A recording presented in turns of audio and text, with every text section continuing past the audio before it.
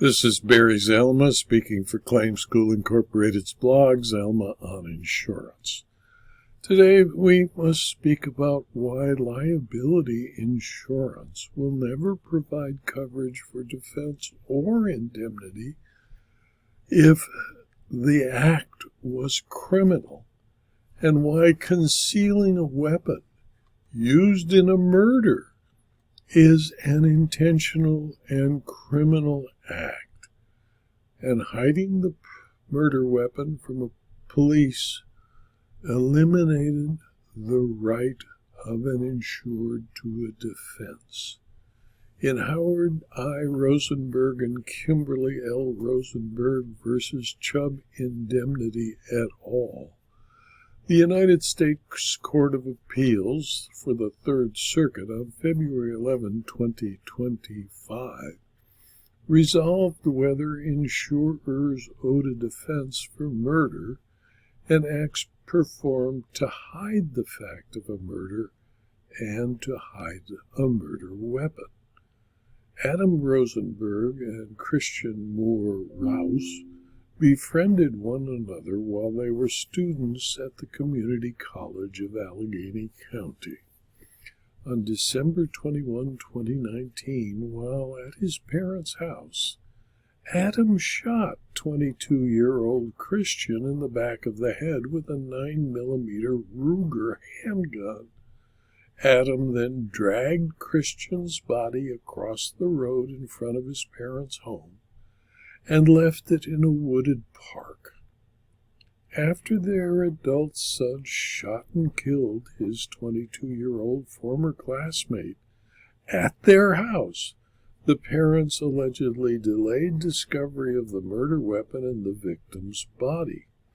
Based on that delay, the victim's mother sued the homeowners in state court for the intentional infliction of emotional distress. The homeowners then sought legal representation under two of their insurance policies, their homeowner's policy and their umbrella policy. It took over 2 months for the police to find Christian's body after he was killed. The gun turned up a month after Christian's killing, produced by Martha Lau.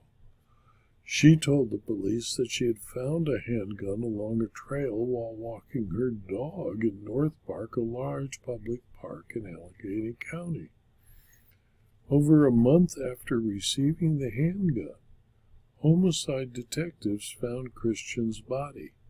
They later learned not only that the weapon used to kill Christian was already in police custody, but also that Ms. Lau was the marriage counselor for Adam's parents, Kimberly and Howard Rosenberg. Based on the delayed discovery of her son's body, Christian's mother, T. Lee Rouse, sued the Rosenberg parents in the Court of Common Pleas of Allegheny County, Pennsylvania. The district court, dealing with the insurance issues, rejected the claims by the homeowners and upheld the insurer's denial of coverage decisions. The district court decision in this appeal, brought by the homeowner's insurer, denied coverage on several grounds, including that the claim against the homeowners did not relate to an accident. The umbrella insurer likewise denied coverage on the basis, as well as several other grounds, including that an insurer's promise to defend an insured for criminal acts is contrary to public policy and thus unenforceable under Pennsylvania law. The district court examined whether the injuries alleged in the complaint resulted from an accident. Under the Rosenberg's homeowners policy, Chubb's duty to defend depended on whether the injuries resulted from an accident, and the allegations against the Rosenbergs involved intentional actions, specifically the concealment of the handgun that would have implicated their son and led to the earlier discovery of the victim's body. The district court concluded the injuries did not result from an accident and Chubb had no duty to defend under the homeowner's policy. The court also addressed the issue of public policy.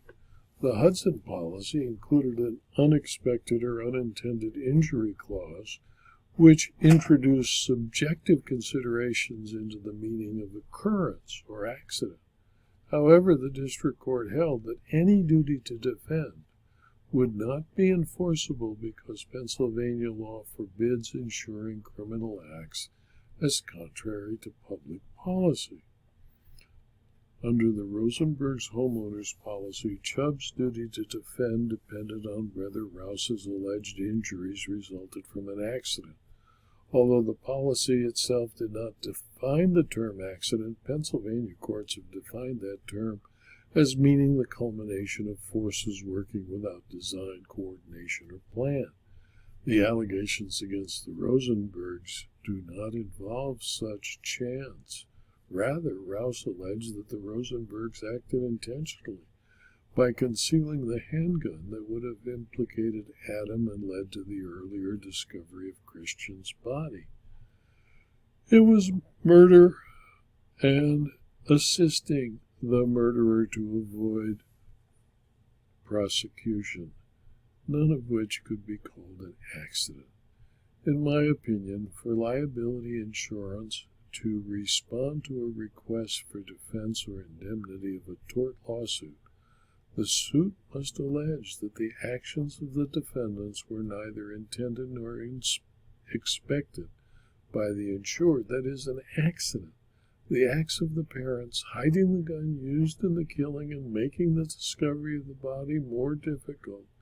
They acted intentionally to cause harm to the family of the deceased and to protect their son from responsibility for his criminal act.